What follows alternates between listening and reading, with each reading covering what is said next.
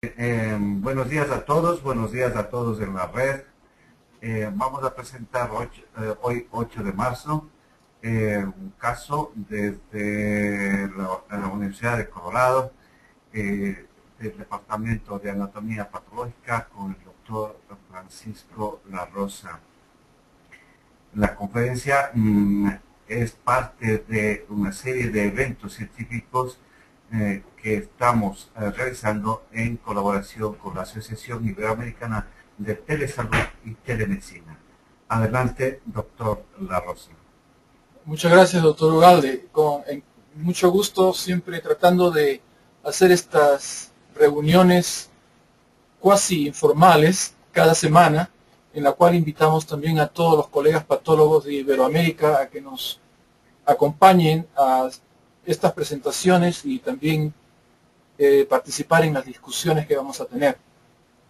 El día de hoy les tengo un caso que es un paciente de 78 años de edad, de sexo masculino, raza blanca, que fue enviado a nuestro servicio de urología de otro hospital para que lo evaluemos en tratamiento de carcinoma urotelial de la vejiga urinaria con invasión en la capa muscular propia. El paciente se encuentra en buen estado general, aparenta ser más joven de la edad que se indica, y en el examen digital rectal se encuentra una próstata de característica plana sin aumentar la sensibilidad y sin masas tumorales evidentes. Un estudio PET que se presenta también para revisión, se encuentran algunas adenopatías retroperitoneales que son de dudosa interpretación. Como antecedentes importantes tenemos que el paciente tuvo un adenocarcinoma de la próstata hace 20 años, en el año 1992, y fue tratado con radioterapia. Y el paciente ha recibido posteriormente terapia hormonal y su PSA se ha mantenido entre 2 y 3.5 nanogramos por mililitro. Se revisan las laminillas de patología del tumor de la vejiga que fue extraído por vía transuretral el 12 de septiembre del año pasado.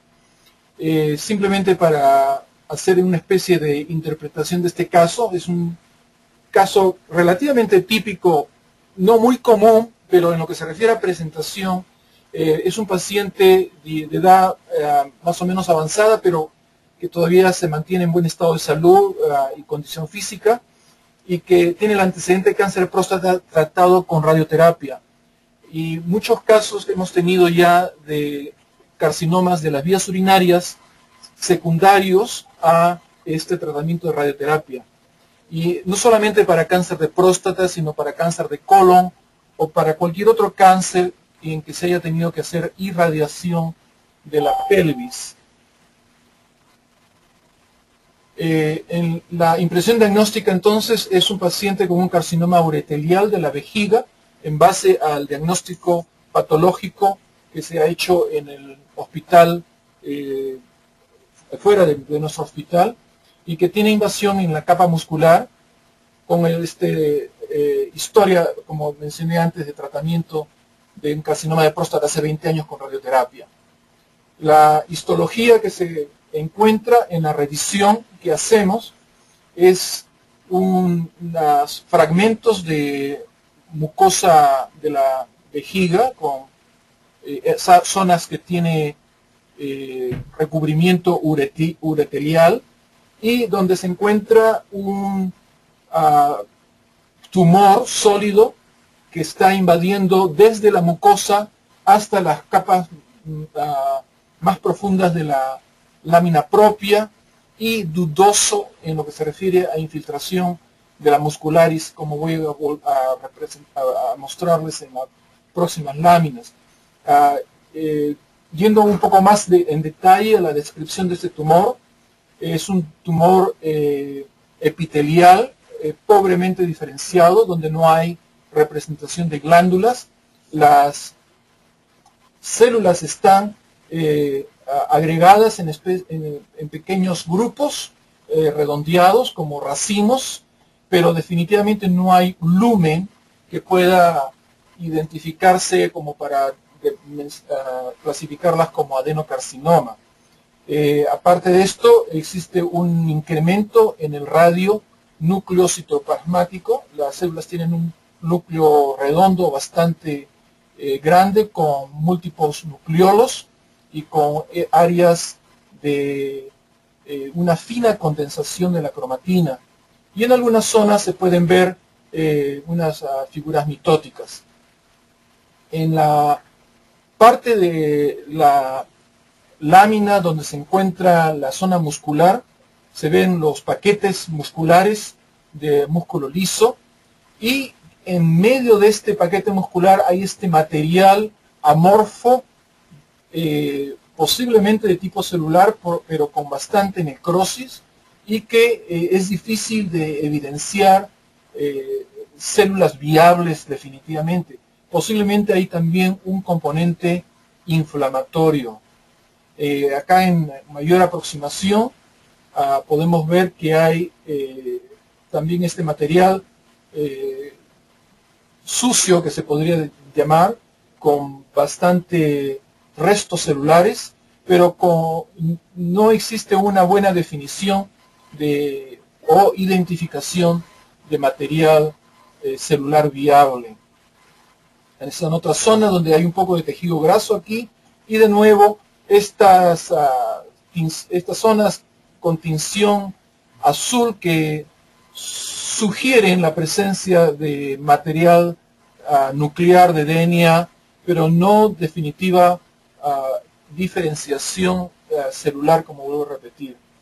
Nuestro resultado en ese momento, cuando dimos nuestra segunda opinión, fue de este tumor de la vejiga urinaria como un carcinoma pobremente diferenciado con células pequeñas, y pusimos que era consistente con el origen urothelial y es invasivo en la lámina propia, con posible invasión en la capa muscular propia, con el comentario de que existe simplemente tejido necrótico, con inflamación crónica, con no evidencia de las células tumorales, ya que la patología es una ciencia muy objetiva. Si no encontramos verdaderamente células tumorales, no nos podemos aventar a llamar a esto verdaderamente invasión.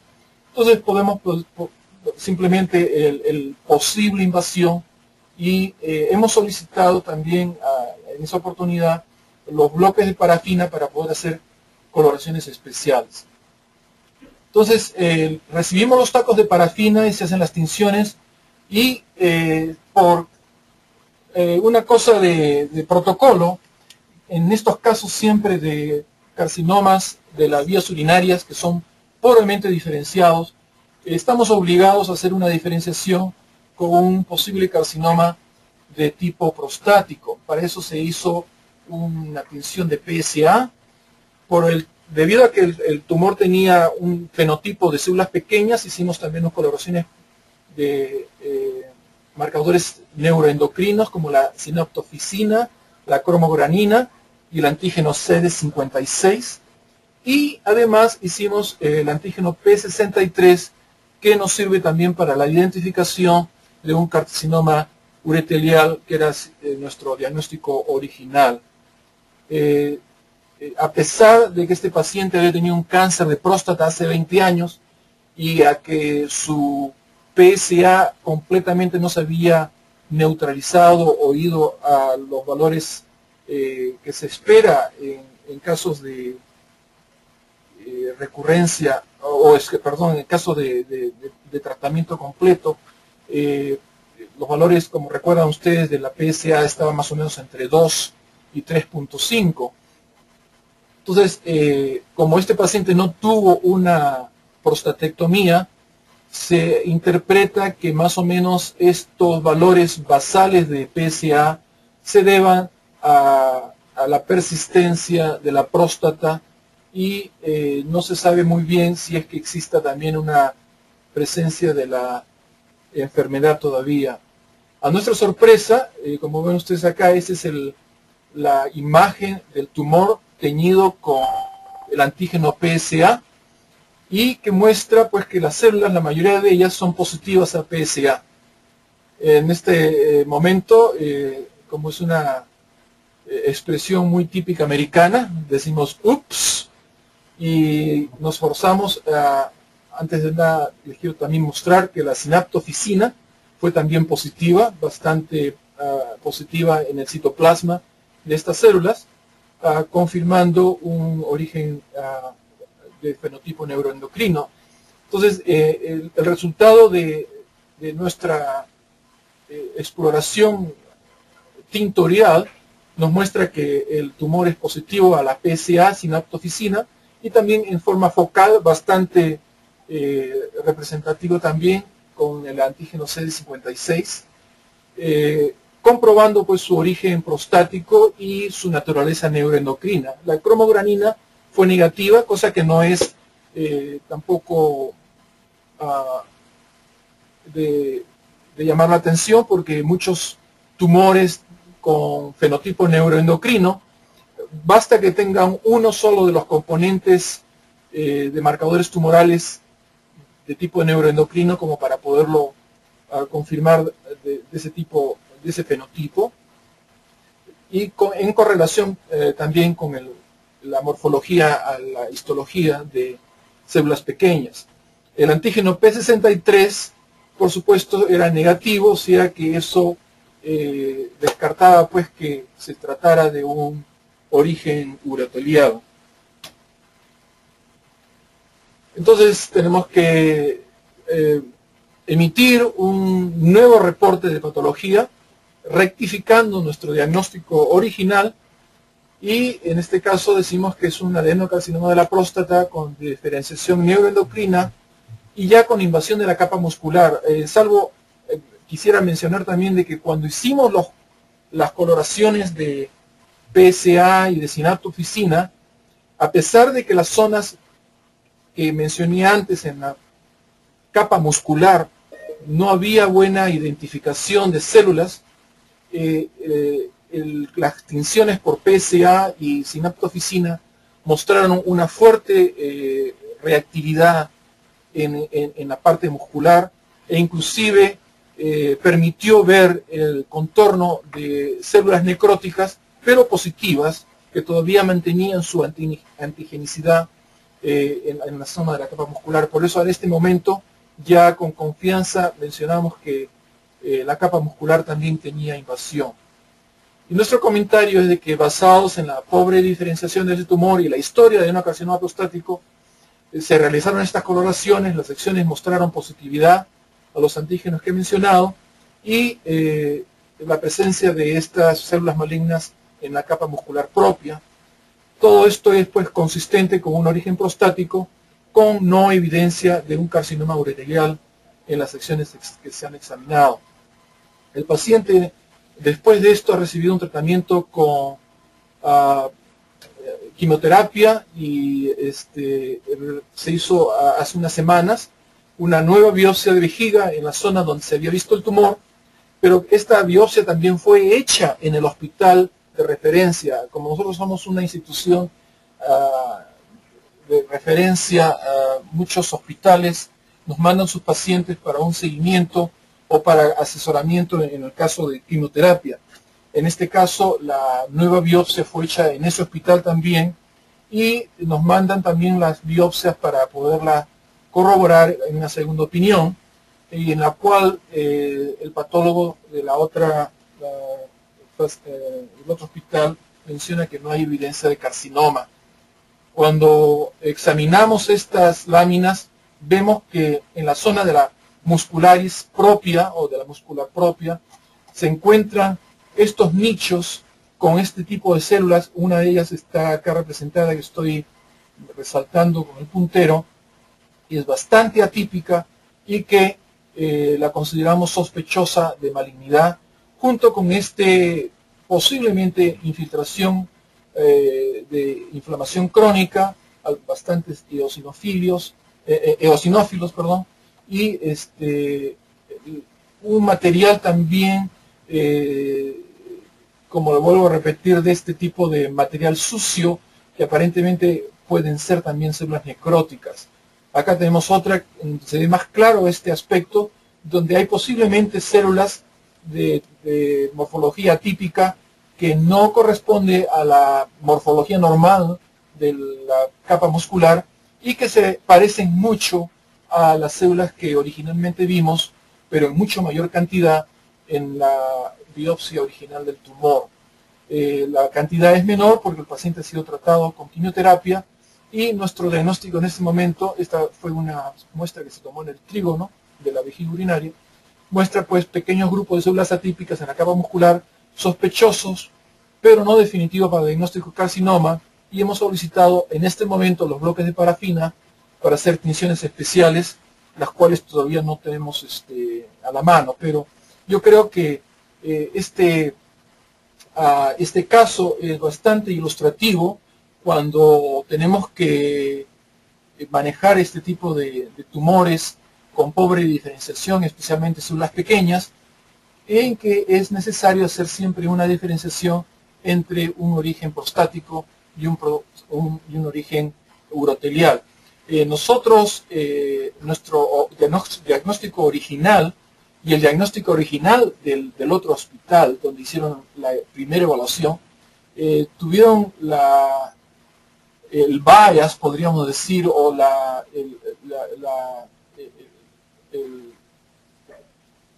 forma de... estuvimos distraídos, podríamos decir, mejor lenguaje, por la evidencia de que el paciente tenía un tumor que estaba definitivamente en la vejiga urinaria, la radiología estaba de acuerdo a que era primario de la vejiga urinaria, el examen físico de la próstata era normal prácticamente, y el único antecedente era pues, que hace 20 años el paciente había tenido carcinoma de próstata, y por consecuencia, como el paciente había tenido radioterapia, muchos casos de carcinomas de la vejiga pues, son secundarios a esta radioterapia. Con todo eso dijimos, bueno, es consistente con un carcinoma urotelial. A nuestra sorpresa, y gracias a que insistimos en pedir los bloques de parafina para poder hacer una evaluación más precisa, nos encontramos con la sorpresa pues, de que este era verdaderamente un carcinoma de origen prostático y con un componente neuroendocrino. Como información general, quería mencionarles que la terapia de privación androgénica que se hace en carcinomas de próstata funciona, lo más probable es a través de la inhibición de receptores de andrógenos en el epitelio prostático, y por eso es que la deprivación e incluso tratamientos extremos como la castración tienen bastante efecto en la reducción del tamaño del tumor y posiblemente su erradicación en muchos casos, tratamiento con estrógenos, etc. Pero las células neuroendocrinas crecen del receptor de andrógenos, carecen del receptor de andrógenos, y es concebible que la terapia hormonal para el cáncer avanzado de próstata, especialmente el metastásico, no elimine las células neuroendocrinas del cáncer, y esto condiciona una selección clonal, la cual es responsable posteriormente de la aparición del fenotipo neuroendocrino del cáncer de próstata. O sea, en muchos casos tenemos pacientes donde existe una muy clara diferenciación de un Gleason con adenocarcinoma, bien sea del tipo 4 o el tipo 5. Esto se presenta generalmente en cánceres de alto grado, donde hay esta correlación. Y el paciente es tratado desde el punto de vista hormonal, y con el cual podríamos decir se elimina el 99.9% de las células tumorales de tipo epitelial, mientras que las células que tienen un fenotipo neuroendocrino no son destruidas por este tratamiento y que posteriormente eventualmente van a expresarse y producir la metástasis o invasión en órganos adyacentes. Esto simplemente para recordarles que la próstata tiene su componente glandular, células epiteliales, células basales, también como el componente estromal, las células musculares lisas y el tejido conectivo, todas estas en una forma más o menos responsables, que responden al efecto de la testosterona, principalmente en este caso las células de tipo epitelial, que son las que dan origen al adenocarcinoma de la próstata. Mientras que el componente endocrino, que se encuentra responsable de la función de crecimiento, de diferenciación y secreción de la glándula prostática, se encuentran en muy pequeños focos, pero que a la hora de que se presenta un cáncer, algunos de estos cánceres pueden tener algún fenotipo intermedio entre glandular y endocrino. Con esto quisiera terminar y invitarlos a hacer algunas preguntas si es que desean, o comentarios si desean hacerlos. Muchas gracias. Muchas gracias, doctor La Rosa. Pues el caso, primero, muy interesante. La segunda es que plantea el trabajo habitual de un laboratorio de anatomía patológica, especialmente en lo que es el manejo de tumores recidivantes o persistentes de zonas adyacentes que dificultan el diagnóstico. Una de las cosas que me lleva a manejar un parámetro de diagnóstico diferente sería el hecho de que esas células tenían que haberse evaluado desde el punto de vista de células linfoides, ya que en uno de los cortes se observa también un patrón con un fenómeno de asopago. De todas maneras, los resultados de la inmunohistoquímica son evidentes: una positividad para PSA, una positividad para sinaptofisina, y eso da la idea de que en oncología pues manejamos clones celulares, y hay más de un clon celular que constituye una neoplasia, y este es un buen ejemplo. En estos casos la frecuencia primero debe ser baja, y a su vez, como parte de la evolución de la terapia dada al paciente, ¿qué experiencia tienen ustedes en la presencia de otro tipo de patrón histológico al que debía haber tenido el paciente?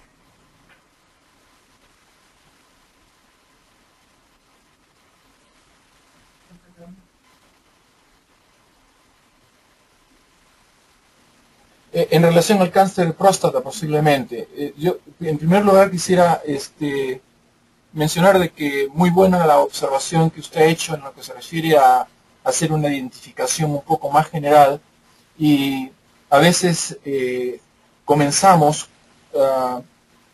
desde el punto de vista académico con un algoritmo, primeramente para ver si es que este es un carcinoma de tipo epitelial o no. Y en este caso, la primera serie de tinciones que podrían hacerse son la de pancitoqueratina y la de CD45, o el antígeno común de los leucocitos, que nos ayudaría pues a hacer esta diferenciación. Y yo estoy de acuerdo de que este tipo de tumor, de acuerdo a la morfología, puede también muy bien haber sido de tipo linfoideo. En lo que se refiere a, si es que me puede aclarar la pregunta, en lo que se refiere a los fenotipos, ¿usted me está preguntando simplemente de los cánceres de próstata o otros tipos de cánceres uroteliales? A ver, dentro de lo que es la patología oncológica masculina, el cáncer de próstata, este rato, en nuestra experiencia, es el más frecuente en nuestro instituto. Y los tratamientos son de todos los días. De tal manera que la recurrencia o la persistencia no es inusual. Es la experiencia que tienen ustedes en cuanto a cambio de fenotipo y de inmunofenotipo de las neoplasias de próstata. Ya, efectivamente, a pesar de que no es frecuente, no es raro el poder encontrar un buen número de pacientes, que podríamos decir es hasta el 5% de nuestra práctica, que principalmente en cánceres de alto grado, donde se encuentran glisos de grado 4 o grado 5, y especialmente tienen esta morfología de células pequeñas, desde un inicio, inclusive en la biopsia, en la primera biopsia de diagnóstico, cuando encontramos estos tipos de adenocarcinomas con células pequeñas, especialmente, y en la mayoría de casos con un fenotipo de Gleason de grado 5, generalmente hacemos las tinciones para identificación del fenotipo neuroendocrino, porque eso ayuda mucho al oncólogo a determinar el tipo de tratamiento que se le va a dar al paciente. Cuando ellos encuentran un fenotipo donde las células neuroendocrinas son más del 20% del tumor, en esos casos ellos van a añadir, aparte del tratamiento hormonal, algún otro tratamiento ya para el fenotipo neuroendocrino con cisplatinos y otras drogas similares. Y esto es simplemente una cuestión de práctica, porque, como lo vuelvo a repetir, a la hora que ustedes hacen un estudio fenotípico de todos los cánceres de alto grado, especialmente del Gleason 5, vamos siempre a encontrar una población pequeña de células neuroendocrinas. Pero desde el punto de vista práctico para los oncólogos, solamente cuando este fenotipo es mayor del 20% es que ellos lo van a considerar significativo para poder modificar su tratamiento quimioterápico. Entonces, definitivamente yo les aconsejo de cada vez que encuentren ustedes un cáncer de tipo que tenga un componente de Gleason 5, le hagan también el perfil neuroendocrino con cromogranina, sinaptofisina y el antígeno CD56. Y de acuerdo a la literatura, no todos los marcadores tienen que ser positivos, basta que uno de ellos sea positivo en compañía de la morfología de tipo de células pequeñas para que podamos decir que tiene un fenotipo neuroendocrino.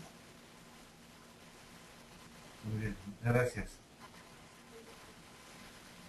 La doctora Murillo va a hacer una pregunta. No es una pregunta, doctor. Buenas tardes. Buenas. Es simplemente un comentario. Como habíamos mencionado aquí en el departamento, los casos generalmente no vienen solos, sino es la dualidad de los mismos. Hace unas cuantas semanas tuvimos un caso muy similar al suyo, en donde era un paciente de sexo masculino, de aproximadamente unos 60 años de edad, que presentaba una lesión a nivel de vejiga con un crecimiento de tipo papilar en la macroscopía. El urólogo le valoró y dentro de los antecedentes había una resección transuretral aproximadamente hace unos 6 años, en la cual se desconocía el reporte de histopatología. Y en los exámenes serológicos pues presentaba un leve incremento del PSA. Entonces en la histología, pues como usted nos mostró, vimos una neoplasia epitelial poco diferenciada y se identificó que era positivo y que aparentemente era de estirpe epitelial. El problema surgía por el antecedente de la resección transuretral de una patología prostática y con un PSA ligeramente elevado. Se tenía que hacer un algoritmo diagnóstico de si era metastásico o era un primario de urotelio. Entonces, en este caso hubo un marcador que después fue revisada en la literatura, como fue la citoqueratina 903.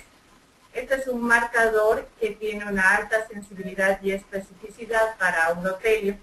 Entonces, como recomendación dentro de este algoritmo también que se hace para diferenciar metástasis o primarios en el caso de próstata y urotelio, la 903, la citoqueratina 903, sirve para diferenciar sobre todo tejido uroteliano.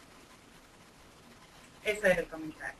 Así es, muy bien. Y a nosotros también nos gusta mucho el antígeno P63, no 53, sino 63.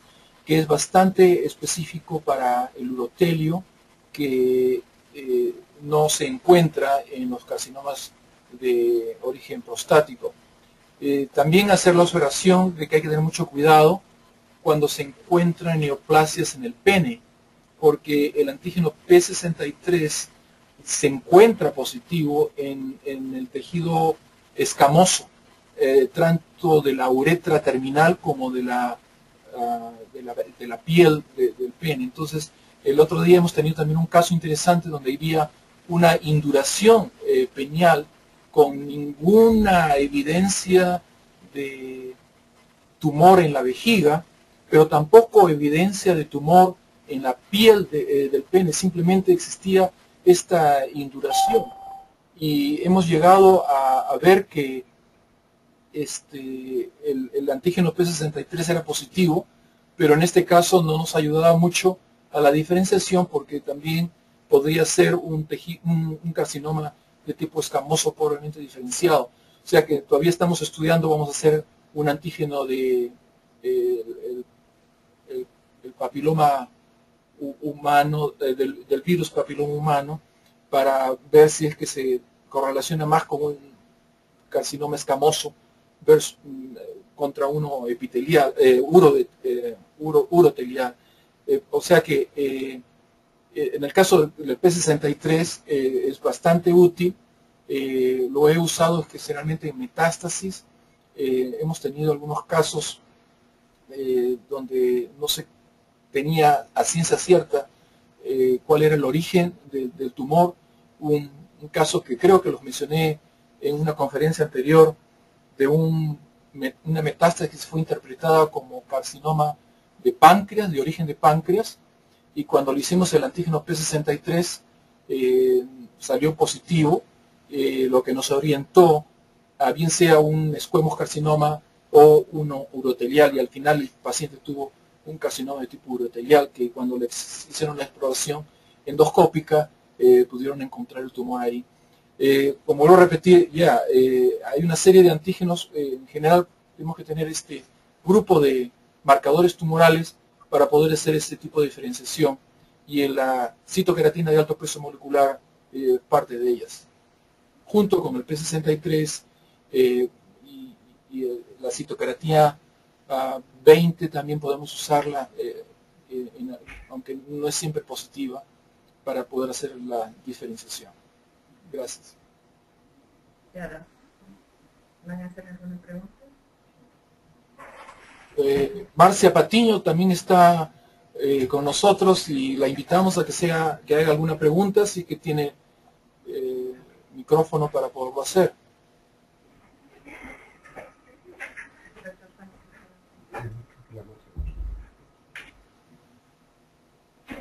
Bueno, posiblemente no tiene ninguna pregunta. ¿Alguna otra pregunta en Solca? El doctor Juan Cañizares, que es patólogo de aquí, le va a hacer una pregunta. ¿Ya? Sí,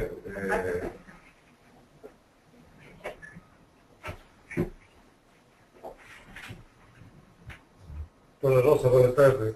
Una pregunta, ¿con qué frecuencia tienen ustedes los carcinomas neuroendocrinos de origen netamente, digamos, prostático? Y usted mencionaba que marca el PSA en carcinomas de tipo neuroendocrino.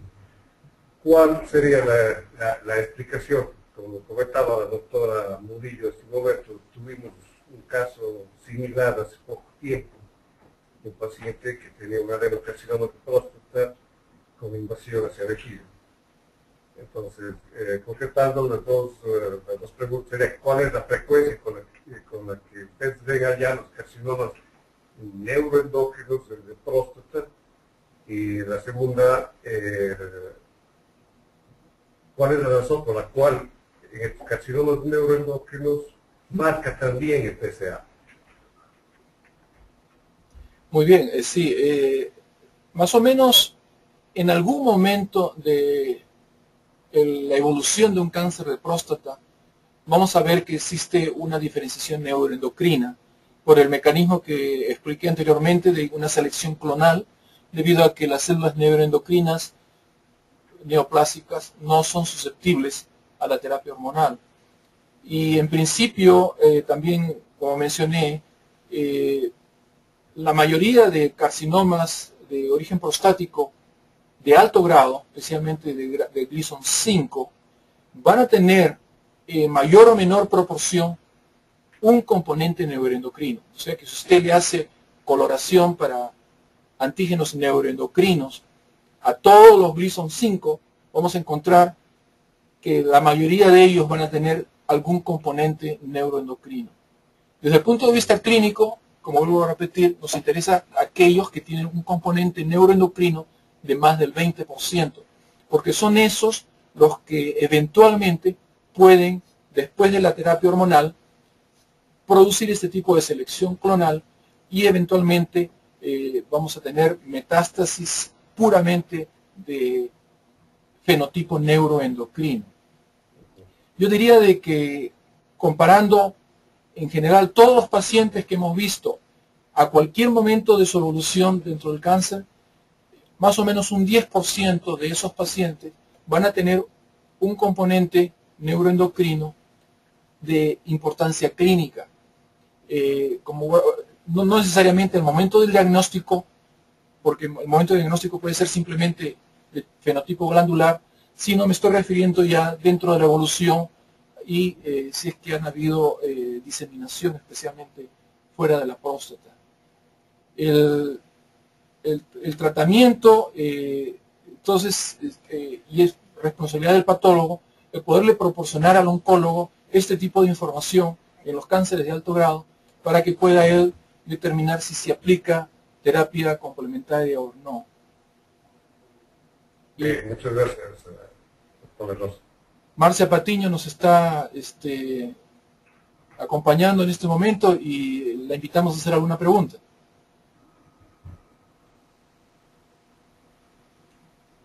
Ya no tiene sonido. Si gustas, pues, has escrito un texto, dice, en el diagnóstico debe constar el porcentaje de carcinoma neuroendocrino. Claro, estoy de acuerdo. Su pregunta es de que si nosotros debemos incluir en el diagnóstico el porcentaje de carcinoma neuroendocrino. Solo lo hacemos cuando se hacen las coloraciones especiales debido a que existe un carcinoma de alto grado, especialmente a células pequeñas. En estos casos se reporta, si no, no lo hacemos. Algunos clínicos tienen la costumbre de que cada vez que hay un diagnóstico de Gleason 5 nos piden que hagamos tinciones adicionales a pesar de que no existe una diferenciación a células pequeñas. Ahora, el carcinoma de Gleason 5 no necesariamente tiene que ser neuroendocrino, entonces la única forma de poderlo diferenciar es haciendo ese tipo de coloraciones y eso por supuesto tiene que reportarse. Gracias, Marcia. ¿Alguna otra pregunta? No, muchas gracias. Bueno, muchas gracias al equipo de Solca y a todos los que nos han acompañado el día de hoy. Y como lo voy a repetir, tenemos esta presentación grabada que la vamos a tener a su disposición en cualquier momento en nuestra página web teleiberoamerica.com. Gracias. Muchas gracias.